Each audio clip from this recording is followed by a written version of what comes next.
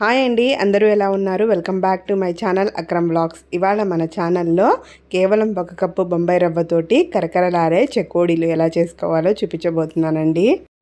చూస్తున్నారు కదా, మనం బొంబాయి రవ్వతో చేసినా కూడా ఎంత గుల్లగా ఎంత క్రిస్పీగా వచ్చాయో మన చెకోడీలు.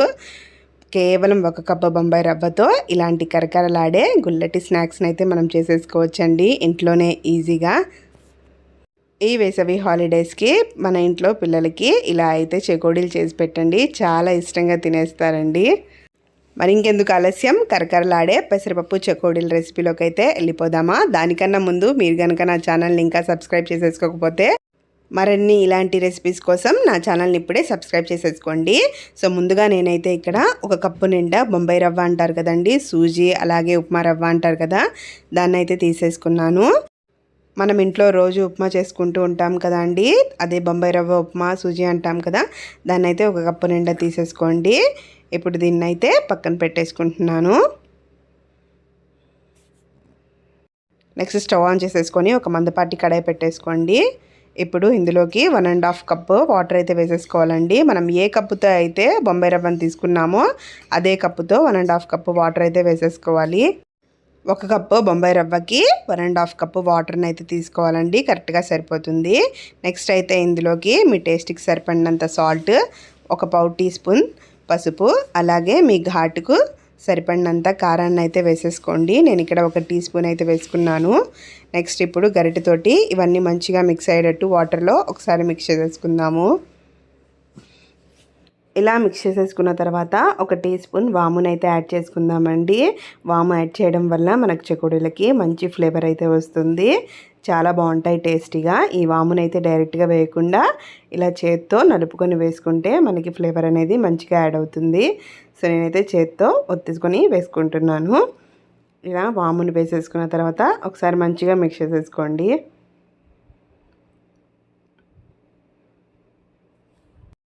వాముని కూడా యాడ్ చేసేసుకున్నాం కదా. ఇప్పుడైతే ఈ వాటర్ మంచిగా బాయిల్ అవ్వాలండి, మనకి బబుల్స్ వచ్చేదాకా బాయిల్ అయితే సరిపోతుంది.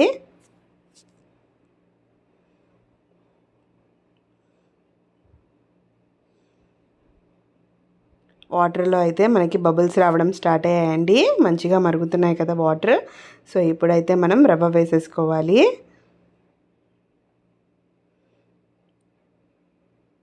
ఇలా మంచిగా వాటర్ బాయిల్ అవుతున్న సమయంలో మనమైతే ఇందాక పక్కన పెట్టుకున్నాం కదండి 1 కప్పు నిండా రవ్వని, 1 కప్పు నిండా బొంబాయి రవ్వనైతే ఇందులో వేసేసుకోవాలి. వేసేసుకొని ఉండలేమి లేకుండా గరిటెతోటి మంచిగా మిక్స్ చేసేసుకోవాలండి.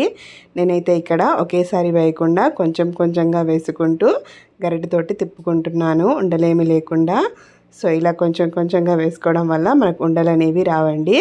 సో ఇలా వేసేసుకొని మంచిగా మిక్స్ చేసేసుకోండి.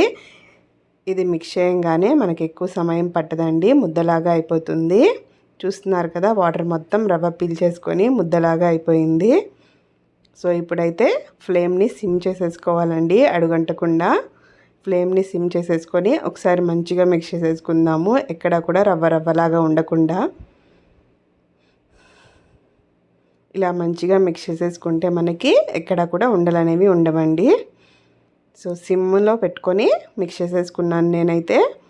చూస్తున్నారు కదా, అంతా రవ్వ మనకి మంచిగా మిక్స్ అయిపోయింది. ఇప్పుడు లాస్ట్గా 1 టేబుల్ స్పూన్ నెయ్యిని అయితే వేసేసుకోండి. ఇలా నెయ్యి వేసుకోవడం వలన మనకి రవ్వ అనేది స్టిక్కీగా ఉండదండి. సో మంచిగా ముద్దలాగా అయితే ఫామ్ అయిపోతుంది. నెయ్యి వేసేసుకున్న తర్వాత ఒకసారి మంచిగా మిక్స్ చేసేసుకుందాము.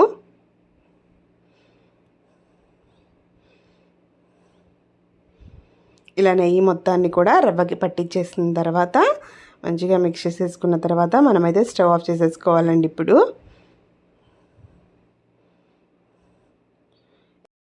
ఇలా మిక్స్ చేసేసుకున్న తర్వాత ఇప్పుడు మంచిగా మనం మూత పెట్టేసుకుందాము. మూత పెట్టేసుకొని అలా ఒక 10 నిమిషాల పాటు వదిలేయాలండి.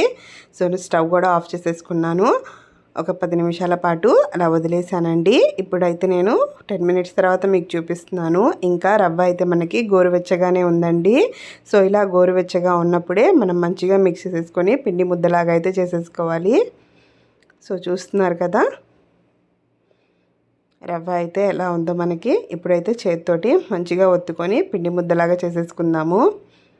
గోరువెచ్చగా ఉన్నప్పుడు చేసుకుంటే మనకి ఈజీగా అయిపోతుందండి. సో ఇలా మంచిగా మిక్స్ చేసేసుకున్న తర్వాత ఒకసారి మంచిగా మిక్స్ చేసేసుకోండి. ఇలా నెయ్యి మొత్తాన్ని కూడా రవ్వకి పట్టించేసిన తర్వాత మంచిగా మిక్స్ చేసేసుకున్న తర్వాత ఒకసారి మంచిగా మిక్స్ చేసేసుకుందాము. గోరువెచ్చగా ఉన్నప్పుడు చేసుకుంటే మనకి ఈజీగా అయిపోతుందండి.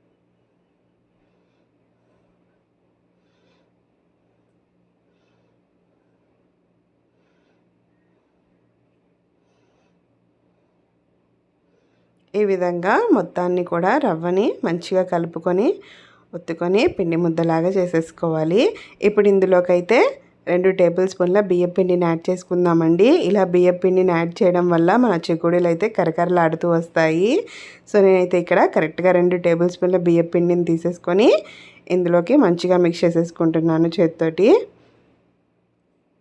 ఇప్పుడు ఈ బియ్యం పిండి అలాగే ఉప్మా రవ్వ మంచిగా కలిసిపోయేటట్టు ఒత్తేసుకోవాలండి మనం చేతితోటి.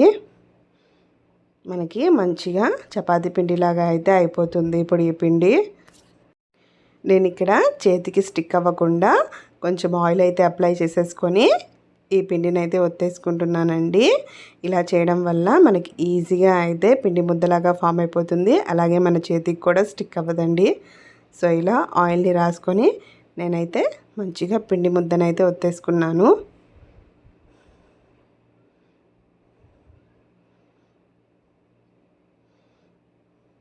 ఇలా మంచిగా నీట్ చేసుకుంటూ మనమైతే ఒత్తేసుకోవాలండి. ఎక్కడ కూడా మనకి ఉండలు లేకుండా. అప్పుడే మనకి చెకోడీలు అనేవి మంచి సాఫ్ట్గా వస్తాయి. ఇలా మంచిగా పిండిని ఒత్తేసుకున్న తర్వాత ఇప్పుడు దీనిపైన అయితే మనం మూత పెట్టేసుకుందామండి. మూత పెట్టేసుకొని మరో 5 నిమిషాల పాటు పక్కన పెట్టేసుకుందాము.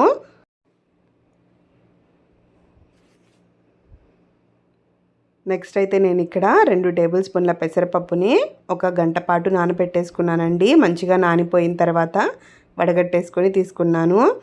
ఇదైతే 2 టేబుల్ స్పూన్ల పెసరపప్పు అండి.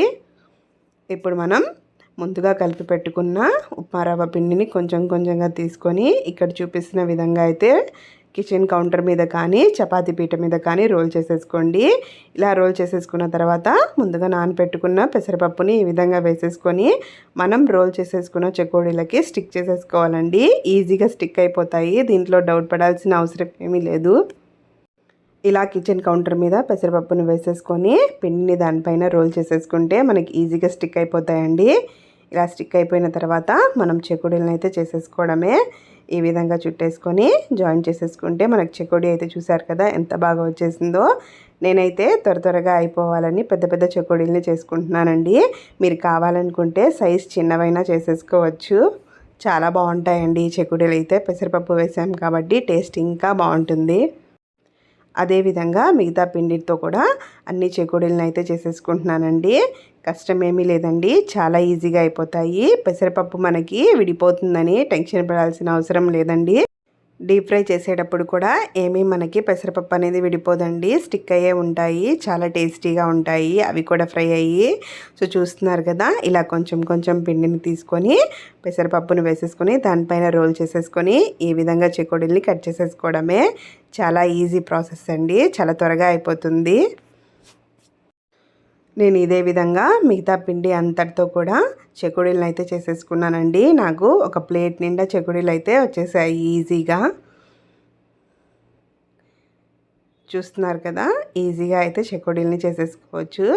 మీరు ఏ సైజులో కావాలనుకుంటే ఆ సైజులో చేసుకోండి. త్వరగా అయిపోవాలి అనుకుంటే నాలా పెద్దవి చేసుకుంటే అయిపోతాయండి. సో ఇలా అన్నిటినీ కూడా చేసేసుకున్నానండి. ఇలా తయారు చేసుకున్న చెకోడీలన్నిటిని కూడా ఒక స్టీల్ ప్లేట్లో అయితే వేసేసుకున్నానండి. ముందుగా హాఫ్ పిండితో అయితే చెకోడీల్ని చేసేసుకున్నాను. ఇప్పుడు ఇవి ఫ్రై అయ్యేలోపు మిగతా పిండితో కూడా చెకోడీలు తయారు చేసుకుందాము. ఈలోపు నేను డీప్ ఫ్రైకి సరిపడినంత ఆయిల్ అయితే స్టవ్ మీద పెట్టేశానండి. మీడియం ఫ్లేమ్లో పెట్టేసుకున్నాను. ఇప్పుడు ఒక్కొక్కటిగా చెకోడీల్ని ఇందులో వేసేసుకుందాము. మనకి ఆయిల్ అనేది ఎక్కువగా వేడయ్యి ఉండకూడదండి. సో లో టు మీడియం ఫ్లేమ్లోనే ఉండాలి. ముందు లో ఫ్లేమ్లో పెట్టేసుకొని వేడైన తర్వాత మీడియం ఫ్లేమ్లో పెట్టేసుకొని చెకోడీలను అయితే వేసేసుకోవాలి. ఈ విధంగా ఇలా మీరు తీసుకున్న కడాయిలో ఎన్ని చెకోడీలు అయితే పడతాయో అన్ని చెకోడీలను అయితే వేసేసుకోండి. మనం చెకోడీలని వేసిన వెంటనే గరిట అయితే అస్సలు పెట్టకూడదండి, చెకోడీలు అనేవి విరిగిపోతాయి. సో ఒక 2 నిమిషాల పాటు మంచిగా వేయించుకున్న తర్వాత ఆ తర్వాత మాత్రమే మనం గరిటెతోటి ఫ్లిప్ చేసేసుకోవాలి చెకోడీల్ని.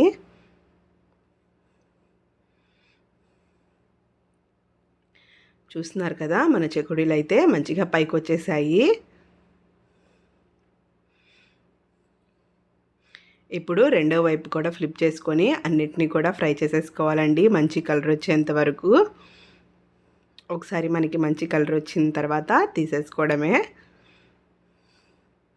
చూస్తున్నారు కదా ఎంత ఈజీగా చెకోడీలు అయితే అయిపోయాయో. మనం స్వీట్ షాప్ స్టైల్లో చెకోడీల్ని ఇంట్లోనే ఈజీగా తయారు చేసేసుకోవచ్చండి.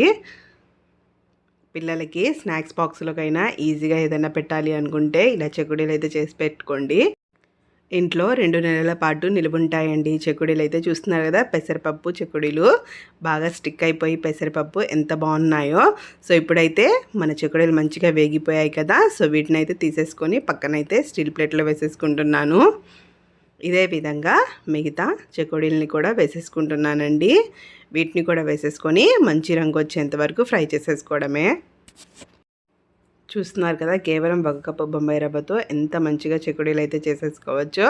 సో ఇలా చెకోడీలన్నీ వేసేసుకున్న తర్వాత 2 నిమిషాల పాటు గరిటైతే పెట్టకుండా మంచిగా వేయించేసుకోవాలండి.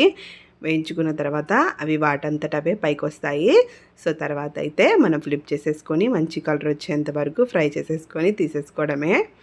కరకరలాడే చెకోడీలు అయితే రెడీ అయిపోతాయండి. చాలా ఈజీగా చేసేసుకోవచ్చండి. ప్రాసెస్ కూడా చాలా ఈజీ, ఇంగ్రీడియంట్స్ కూడా చాలా తక్కువ. చూస్తున్నారు కదా ఒక ప్లేట్ నిండా చెకోడీలు అయితే మనకి కేవలం 1 కప్పు బొంబాయి రవ్వతో వచ్చేసాయి. పిల్లలకి ఇలా స్నాక్స్ చేసి పెట్టండి, చాలా ఇష్టంగా తినేస్తారండి. గుల్లగా క్రిస్పీగా భలే ఉంటాయండి ఈ చెకోడీలు అయితే మాత్రం. చూస్తున్నారు కదా ఎంత గుల్లగా వచ్చాయో చెకోడీలు అయితే. సో వీటినైతే నేను సర్వింగ్ ప్లేట్లోకి తీసేసుకున్నానండి. ఇక్కడైతే మీకు ఒకటి తీసి చూపిస్తున్నాను. చూస్తున్నారు కదా ఎంత కరకరలాడుతూ ఎంత క్రిస్పీగా ఉన్నాయో. మరి ఇంకెందుకు ఆలస్యం అండి, మీరు కూడా ఈ కరకరలాడే పెసరపప్పు చెకోడీని ఇంట్రో చేసి మీకు ఎలా వచ్చిందో కామెంట్ సెక్షన్లో అయితే చెప్పేయండి. మరిన్ని ఇలాంటి రెసిపీస్ కోసం నా ఛానల్ని అయితే సబ్స్క్రైబ్ చేసేసుకోవడం మర్చిపోబాకండి. ఈ వీడియో కనుక నచ్చినట్టయితే లైక్, షేర్ అండ్ సబ్స్క్రైబ్ అండి. Thanks for watching.